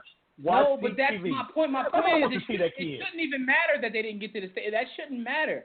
What I'm saying is, you know what? So you don't believe? It didn't matter to me. I'm like this. Everybody fails, JW. No, I understand that, but what I'm saying is everyone fails, but their failures aren't pretty much put on Front Street and made to look worse because of the way their father acts. Here's the one thing I do recognize about this situation. That man ain't done nothing. He ain't done nothing but brag about his kids, man. That's it. Their failure shouldn't be on Front Street. If my kid was a prodigy, I'll be talking the same noise. Man, you think they're not LeBron James. They're not prodigies. His one son ain't even that good. Exactly. And the other one was 92. What happened? Come on, man. But you know what? It only takes one. It only takes one to get to the promised land, and guess who's getting there? The oldest child is. That's a fact. That's a fact. The oldest child don't get there. And what exactly does that mean? That means that he wins. He did exactly what that doesn't mean that he wins. Exactly. Okay, so I guess Lamar Odom won too. How Just make it to the pros doesn't mean you win. He did not lose. Okay, you think just making it to the pros means you win? No, it doesn't. Hey, man, the kid, everything he went out and said from day one has happened. And he's got the first child going to have an opportunity this winter to play some NBA basketball. He's going to have $1 million contract. I say that's a win. We ain't even got to child number 2 yet or 3. That man had a chance to have 3 boys in the NBA. Okay. Opportunity. So we already know for sure. But the points that you're making, Casey, aren't points that we're arguing against. So I think that the point that's being made here is he's drawing unnecessary attention, and selfishly so, towards his boys that don't. They're good enough. They're good enough, the 3 of them, to garner all of the positive media attention that they deserve. They don't need their dad out there making it about himself because, as Jimmy was pointing out, they're now receiving scrutiny and hate that they don't deserve. They don't need everybody every hates game Chris and every Kardashian dish too, analyzed. right? They hate Chris Kardashian, but guess what? But what? The Kardashian family is a brand name. Is that correct? Who cares? They're a bunch of You know whores, what? though.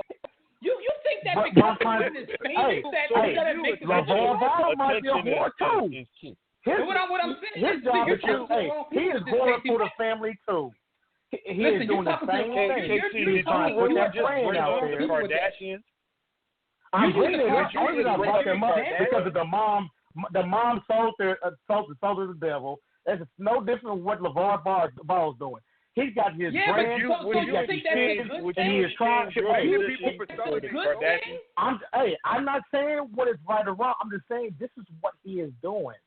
He is trying to put screw the NBA. He wants that name, the Ball name out there as a brand. That's what he is doing. Hold up, champ. Just because your name's So out there, doesn't again, mean it's a good bigger thing. than the game and Like, it's bigger than the team. You're Bigger talking than to the the wrong people.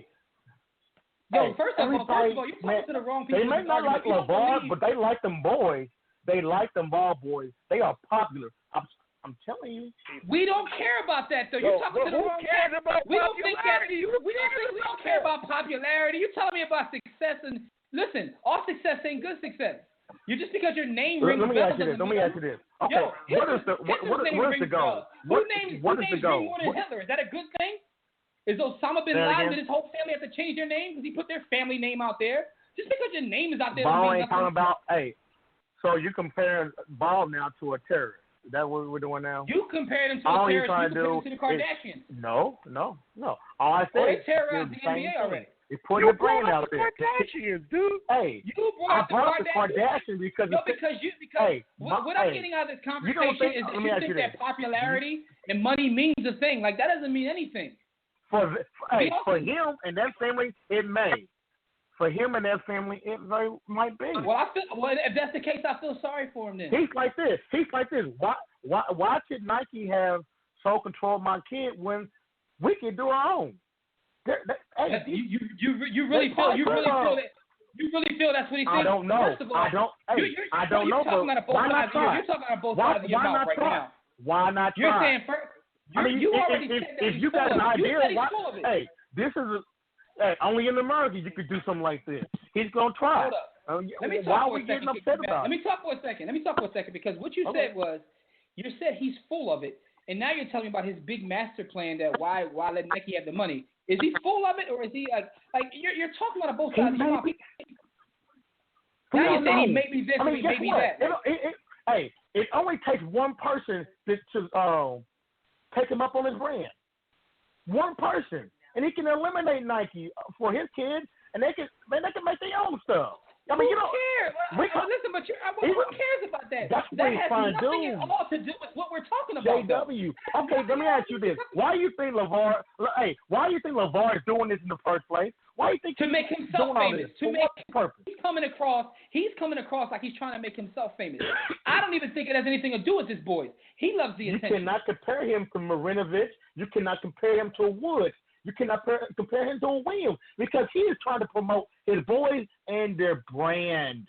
That's why he's trying to promote himself. He is trying to promote himself. What is he bringing to the table? He's bringing his brand to the table. He's doing this stuff. No, you're missing the point. He's making himself the story. He's making himself the story. Every time you see him, what does he have on? He has a triple B across his shirt. He's got a triple B off his hat. He is trying to promote that. That's what I'm trying to get you to understand. He don't give a damn about being He's making it about him. We understand branding. You just proved my point. Is that good for? Okay. So first and foremost, number one, if we assume Jimmy, all right, you're right, that it's just about him getting famous. How is that good for his son? How is that good for the game? How is that good for their development, right? So we're down that track. Then we transition and we say, KC Mack, all right, let's say you're right. Let's say it's all about the brand. How is that good for sports? How is that good for the game? I don't care about personal branding. That's the problem with the game today. Everything is about the individual and their brand and not about the development and growth of the sport. As a fan of basketball, I don't give a damn about your brand. I don't care about your brand. Work on your game. Yo, and the fact of the matter is, this whole no one even talks about his boys or their play at this point, other than to criticize him because of what he's done. Because of what he's done, no one talks about how his son is developing in high school. No one talks about that. In fact, you have NBA insiders saying, GMs are scared of him. You have the actual sneaker company reps saying they don't want to deal with him. You're right. He's it doesn't messing the money up. But why? But why would you start doing that? Because when you start, listen, these people are the gatekeepers, whether you like it or not. They are. I agree with you on that. But we gotta go. We gotta move on, man. We gotta move on. Absolutely, Great conversation. Man. All right, Casey, Mac, take it easy, I love homie. you guys. No doubt, KT. We love you too. All right, listen, man. Tobias called in a minute ago and was talking about punishment in college sports. This week marked the 30th anniversary of SMU's death penalty, which was kind of harsh. Shout out to Eric Dickerson, for just being part of that whole situation, because that's the first thing I think of when I think of the SMU death penalty. And also, for those who want to hear more about this, check out Quick Slants, because Fred and Dev went in depth about just one topic. But what do you guys think about when you think about the SMU death penalty?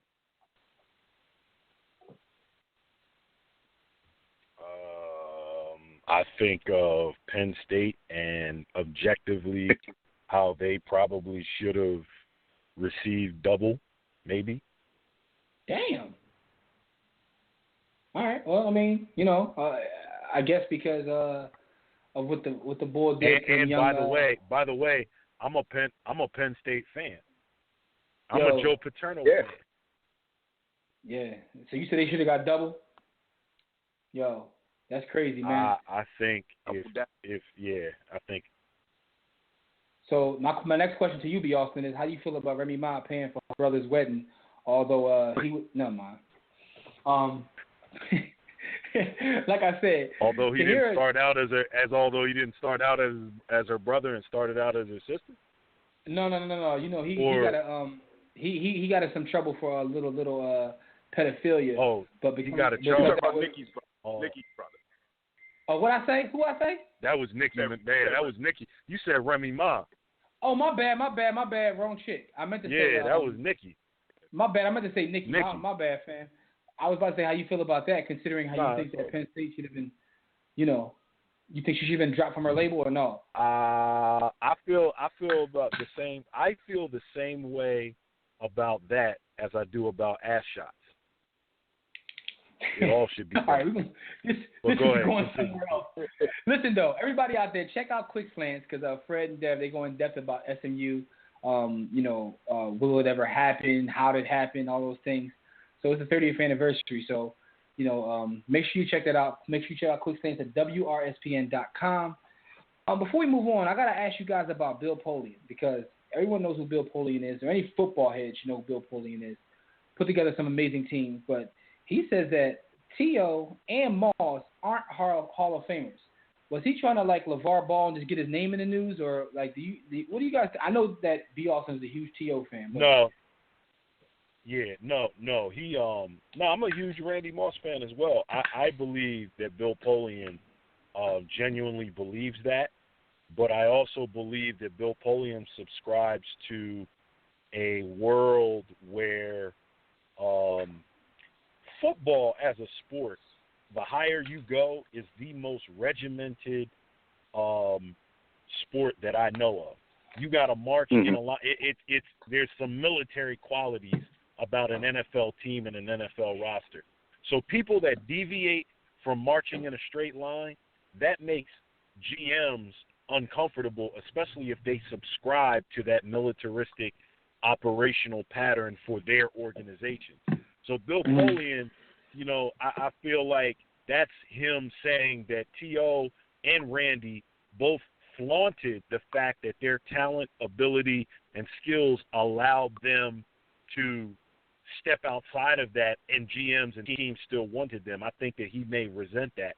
The other piece to this, and I don't know, so I don't want to hurl accusations, but we know how the establishment feels about loud, brash, successful black males in sports and entertainment that thumb their nose at the establishment.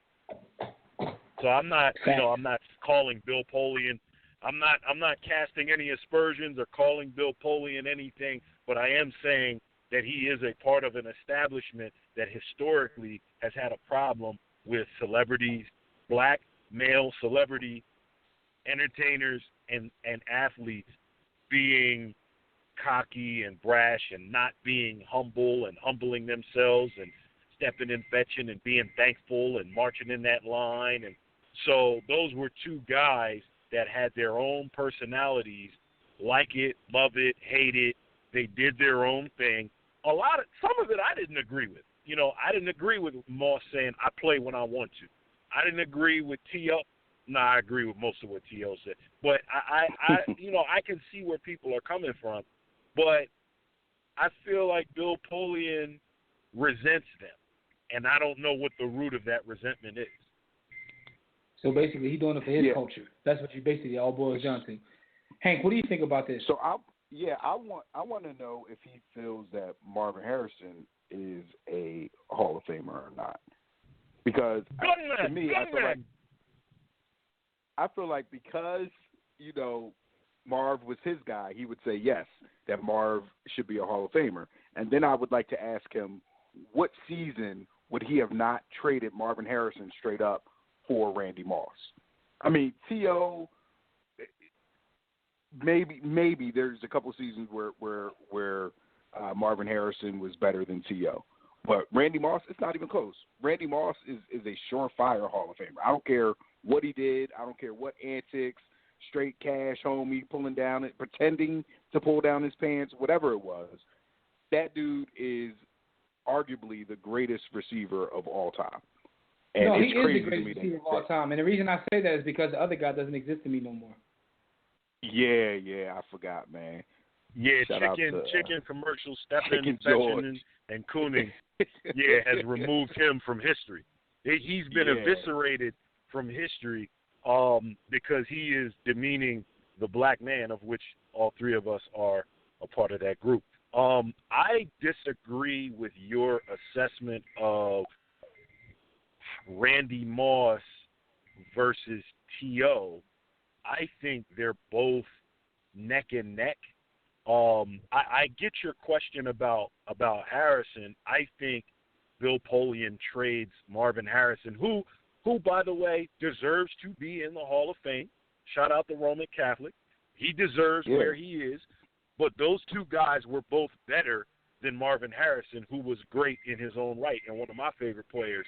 But T.O. is better on any day that he was in the NFL. He's better, save for maybe his first season. And Randy Moss was better from the jump. Yeah, and neither T.O. nor Randy ever got into any trouble off the field. You can't say the same for Marv. There might be a dead body or two linked to Marv. No comment. No comment. My. I'm not going there. Anyway, let's move on with that. And another NFL news, Adrian Peterson, a.k.a. the original black man, was released. So, a couple questions. How much does he have left in the tank, and where do you think he'll land? Don't all speak at once. If he wants to start, he'll be a Giant. I think that's the natural landing place. I think if he wants to start, he'll be a Raider.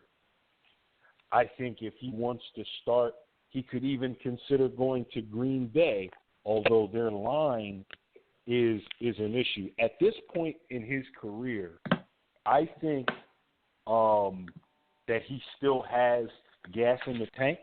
Alibi, not a whole lot. I think if he's thinking strategically and he still wants to be a 12 or 1,300 a yard back per season for the next 3 years and really push this Emmitt Smith thing and dethrone that fraud, I believe he's got to consider what the offensive line looks like where he's going to play. He's played his whole season behind duds. His whole career behind duds. It's time for him and his agent to sit down and plan, not around just the money, not even around just the legacy, but his health and being able to be productive. So he's got to pay attention to the run blocking ability of the line that he decides to run behind. Yo, Green Bay started number 88 in the playoffs at running back. That's all I'm going to say. Hank, what you think? Yeah, I was trying to think how much does Adrian Peterson have left in the tank, but I think Dev made a good point in the chat where, he's not a human, so we really don't have anything to compare him to. That's true. He could run the next 15 years or the next 5 years, the next 2 years. He could be done right now. We really don't know because there's really nothing to compare him to. So, I agree with you, B. Austin, that he really has to pay attention if he's thinking legacy about, not just chasing the check, but who's going to be able to set him up as far as blocking. I think New York will be a good look for him. I think that ultimately will be his decision because he's been so far away from the bright lights throughout most of his career. I think that will be appealing to him to help kind of build his brand and be able to make that transition to the next stage in his career, whether he does media or getting involved in some sort of businesses. I feel like he'll probably want to go to that big city in order to do that. Wouldn't that work for the Raiders too, though? Where are the Raiders now? Vegas? I'm going to go. The Raiders got a mean offensive line right now. Like the Raiders have gotten a lot better on both sides of the line, defense and offensive line. So when I heard B. Austin, Jimmy, I respect you, bro. I respect you because I know that was hard for you to say. Just now. I still hope they lose every game, and I hope they fail at everything they do. But the fact of the matter is, though, it's the truth. Like, I always speak the truth. I got to speak the truth to the young black youth. If he goes to the Raiders and David Carr is healthy, Tom Brady, watch out for my young boys and the original black. How about this, guys? Antonio Brown. Antonio Brown is now the highest paid receiver in the history of the NFL with a 4-year, $68 million extension. Yeah, it was his turn. Well deserved. Overpaid it. You really mean that? Deserved? It was deserved. He's led the receptions. The last, 2-3 years? He's arguably the best receiver in the league. He's definitely top 3. Yeah. And the other two had already got there. Had already got back. So it was his turn. So Julio got the money last year. Now it was his turn. Of course, he had to get paid more than Julio. That's the way it goes. Understand my position. My argument is not that he isn't top 3. At one point in time, I would have said he's 1. If not 1, he's 2. My issue is with the overpayment of the position because it is the single most dependent position on the field and least probably it's the lowest contributor. No, I agree. I understand that. But at the end of the day, though, he still puts butts in seats, and he is a playmaker. He's a game changer. There's only a couple of receivers that are game changers to me, and he's one of them. Him, Julio, who was mentioned, and the alternative dude in New York. Not AJ, the alternative boy in New York. You don't think AJ Green is game changer? No, I think AJ Green is an amazing player. But I think the three guys I named. You think that AJ Green is better than Antonio, Julio, or alternative ball? I don't think he's better. I think he's game changing. I think you can name 4. No, I don't. I disagree with that. It's all subjective, but I just don't think that. You know what I mean? I think AJ Green is solid. He catches everything, but I think that those guys are they're game changers. They touch the rock, and it's curtains. It's like get out the way. AJ catches everything, but he can't take a 2-yard slant and just make magic happen. I don't see that happening with him. Why can't he? The boy runs a 4.3 and he's 6'2". Exactly. But He haven't seen him. has a weak quarterback. That may be true, but I haven't seen him. Like I've seen the alternative boards, like just take 2-yard slants and just make magic happen. The same with Julio, the same with Antonio. Like it's to me, there's a difference. Like I think AJ's an amazing receiver, probably gonna go to the Hall of Fame, but I think that there's a difference. Like I think them dudes have they put themselves in a different field of play. Like there's a lot of great receivers in the league, but I think those 3 guys that I named are Hank, the 3 best. Hank, when it comes to player personnel, I'm hopeful that some of my commentary here on the War Room will lead to a GM offer or an associate GM offer, because I study at the shrine of Bill Belichick and to a lesser degree Howie Roseman and even my man Fat Andy. Fat Andy has a lot of flaws and faults, but Fat Andy has a lot of positives. And those 3 guys don't overpay on the edges. No. They invest in fat people, because I'm the not arguing fat that, people though. make the world go round. I understand that, and I'm on record as saying that the fat boys in the middle win football games on both sides of the ball. But I'm talking about, I think that he's a game changer. Like Hank said, I mean, it was his turn. I'm not saying that he deserves it or he should have got it, but that's what the market is. Like, that's what the market is, and he's an elite guy. I think that the 3 guys I named are just on another level. When does ODB get paid? I'll tell you one thing. Yo, Le'Veon Bell is angry because that means they're not going to put no money in him. They can't. Yeah. Well, yeah, Le'Veon needs to play the full season. Le'Veon's never played a full season, man. Facts, good no point. printer. Great point. Dependability.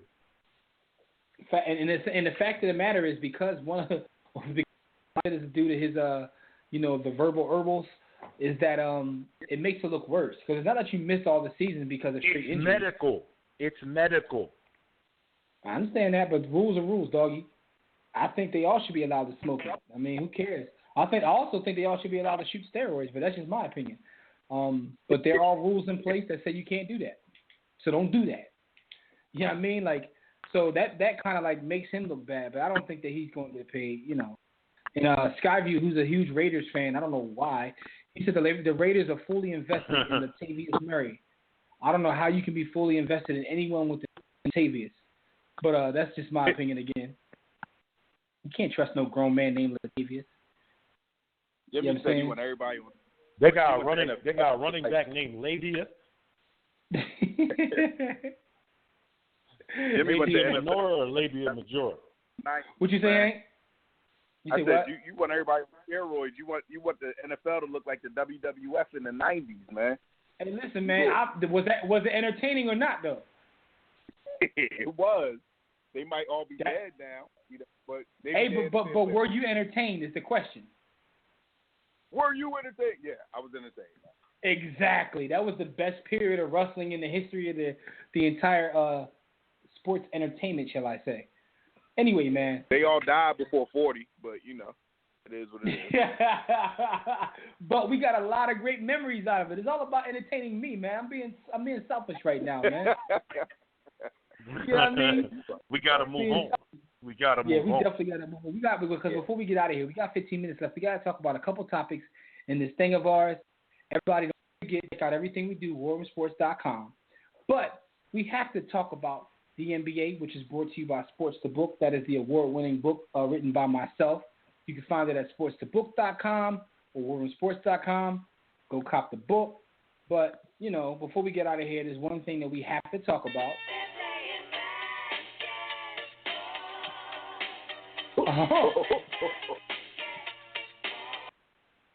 Any? What'd you say? Guess not. Have either one of y'all seen The Breaks, the VH1 jump? Oh yeah. No, not yet. Yeah, that's fire. It's fire. I just thought about that for some reason when Curtis Blow had that song. But the biggest in this thing of ours, La Cosa Nostra, also known as the NBA, is Kevin Durant is out at least 4 weeks with a knee injury. We talked about this sparingly throughout the show. And Tobias said that he thinks the Spurs will be the team to actually benefit from this the most. What do you guys think? You agree with the Spurs being a team to benefit, or is it the Cavs, or does it not even matter? I mean, it only matters if he misses a playoff game or if he's out of shape for the playoffs. I mean, it really doesn't matter if he's going to be back by the playoffs because nowadays they take those rests anyway. They're about to shut down LeBron for a couple weeks. Let him rest up for the playoffs. All Kevin Durant doing is getting rest at this point. So you think that if the playoffs were now, it wouldn't be 4 weeks. Like this is just like part of something bigger. No. I think he's legit hurt, but I think as long as he's back by the playoffs, they're still the favorite. Period. What you think, Austin? All right, maybe Austin doesn't think about this, but listen though, the other team that people think will benefit the most from this is the Cavs, right? So the Cavs are definitely gearing up to make another run for the actual championship by signing Deron Williams, who went from top 10 and not mentioned at all, and also going to sign Andrew Bogut. So they're like loading up, and there's really no competition out east for them. Someone mentioned that the Celtics may give him a run, but you also got to understand that the Raptors lost Kyle Lowry, who's going to miss the rest of the regular season. So with the Cavs making these moves, Lowry getting hurt, is it just pretty much a cakewalk for the Cavs at this point? I mean, was it ever not a cakewalk for them through the East, at least? Yeah, they could just give them the chip now. Okay. I mean, if you feel that way. They're still going to have a. I mean, it's going to be a real series against Golden State. But as far as the East, man, they got that. Okay. I mean, when the East is in the house, oh my God, danger. I mean, so no one thinks that the Celtics are for real at all? Yo, the Celtics are kind of like the Eagles in that they depend upon a midget to get them where they need to go. You cannot depend on someone that's shorter than Allen Iverson to win you a chip. That's not going to happen. Salute to Isaiah. Yo, tremendous output this season. We respect you and wish you nothing but the best. But fam, we can't depend on you to beat LeBron, man. I got you. So the game series. I mean that's going to be Bogut's one job. Go ahead and body Isaiah a few times and make him get hurt and make him reconsider all those drives to the rim. And the 7-game series, they're going to be, even with Tyronn Lue as the coach, they're going to be able to scheme and figure out a way to slow down. I hope Isaiah steps over E. All right, so let's take it out west now. Let's take it out west. Kevin Durant's out. Obviously, we mentioned that. So, what do you think about what Tobias said about the Spurs being the biggest benefactor of this Kevin Durant injury?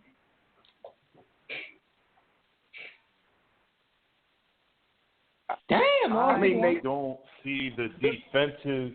I don't see the defensive intensity in terms of protecting the rim. Obviously, the braids is going to bring it on the perimeter. He'll lock up. But the one thing that I'll give overrated Tim Duncan is defensively, he was a monster.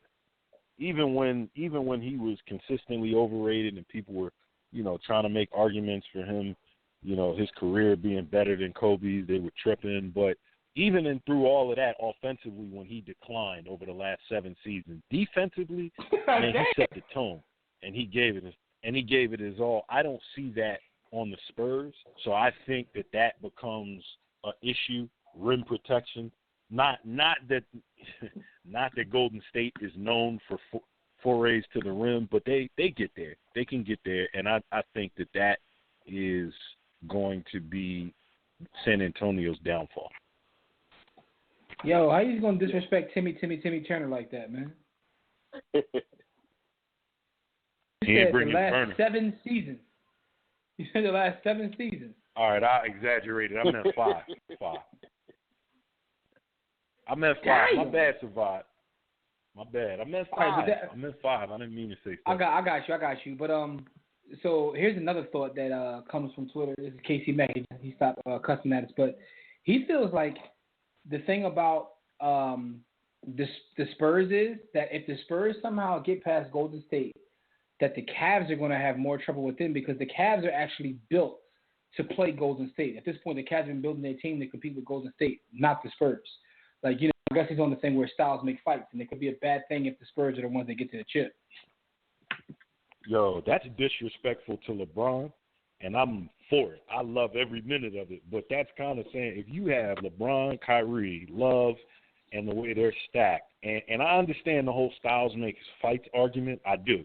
But if you're telling me that nucleus isn't formidable against the Spurs, that's a little disrespectful to the Cavs and their nucleus. Like, I'm with it. I think, you know how I feel, but I don't necessarily see that.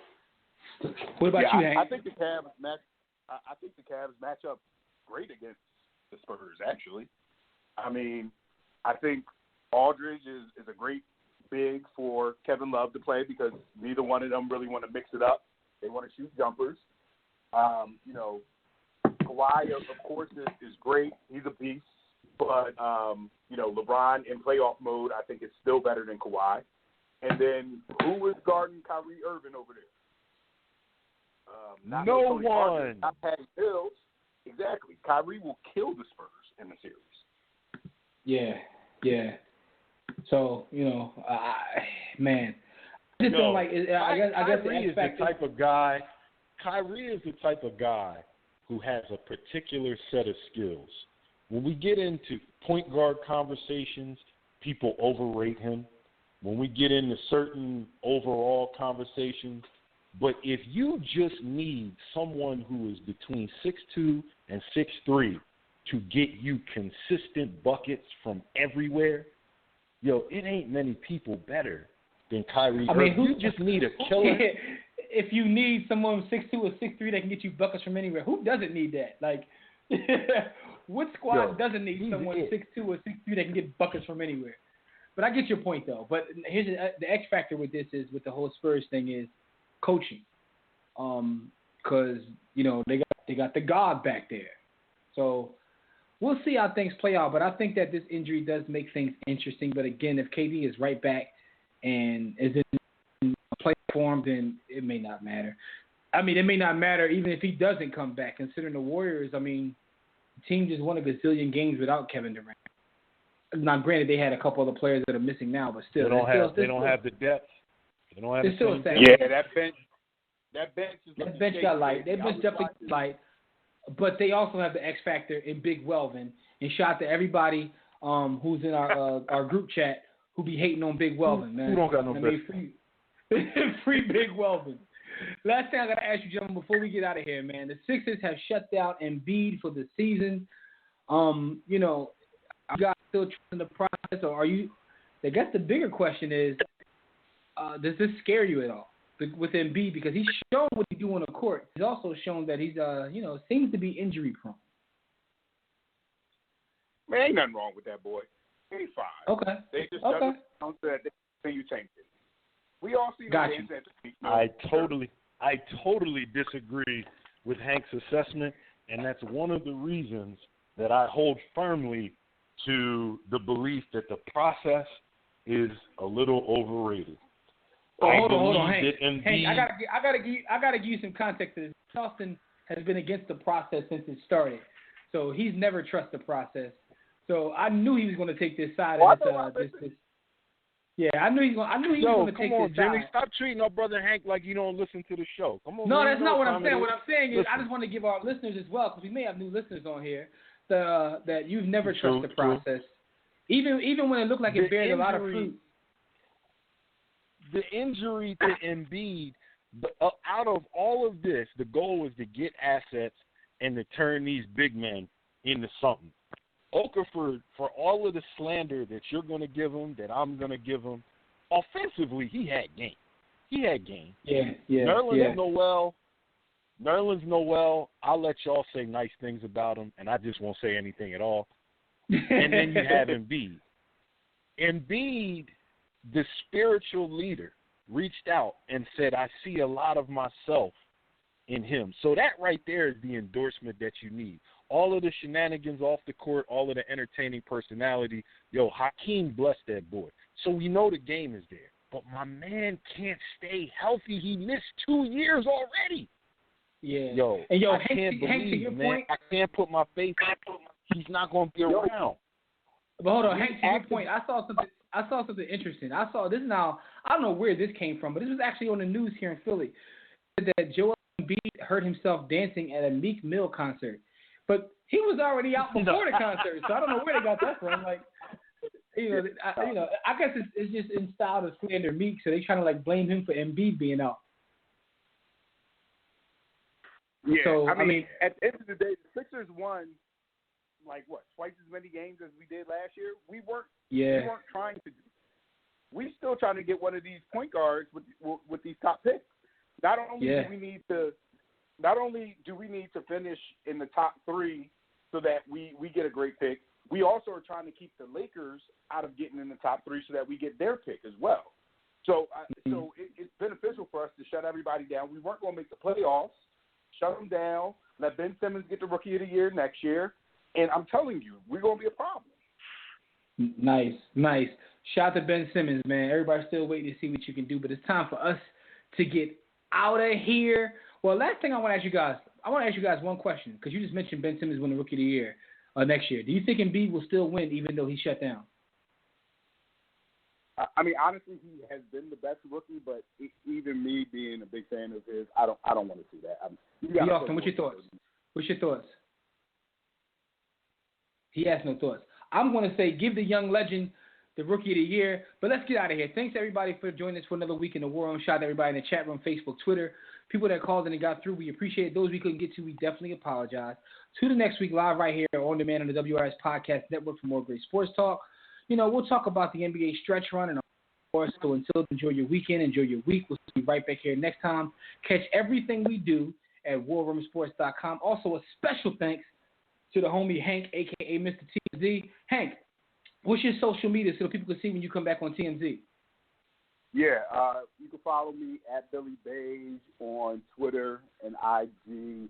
And that's it, man. If I don't know you, okay, follow me. What's your Christian Mingle account name? John 317 inches.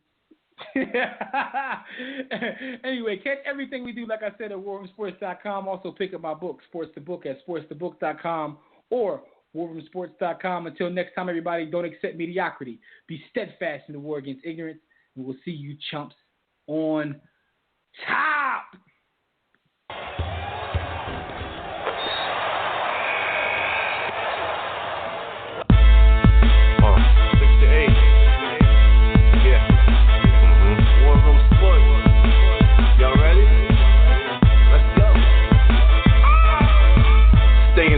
Jimmy, know the blueprint. Every Thursday, 6 to 8, they do this. Shout out to Dev, PJ, B. Austin, Doc Bay on replay. warroomsports.com. Get that mobile app. It's knocked out. 323-140012. They be going and you sensitive, then oh well. Physical podcast, let's talk sports. Showtime like magic in the block push. Listen live, push one to join in. Rip your team or listen for your enjoyment. Hip hop scholars, pit stop and knowledge. Should be in sports credits, I ain't talking college. 5 guys, no beef though. Corporate secret, but the streets know. Belafonte, I got a G flow. KC, royalty, I'm in beast mode. 2 hours, get your game up. Who's the best in sportscast? You better name us. War Room Sports. Yeah. You know? Jimmy. Dev. PJ. Doc Bay. Lee Austin. I'm Jock. Up and coming on the team.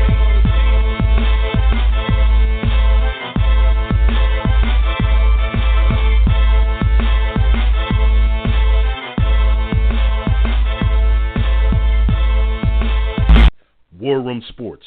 www.warroomsports.com. What? Ain't no more to it.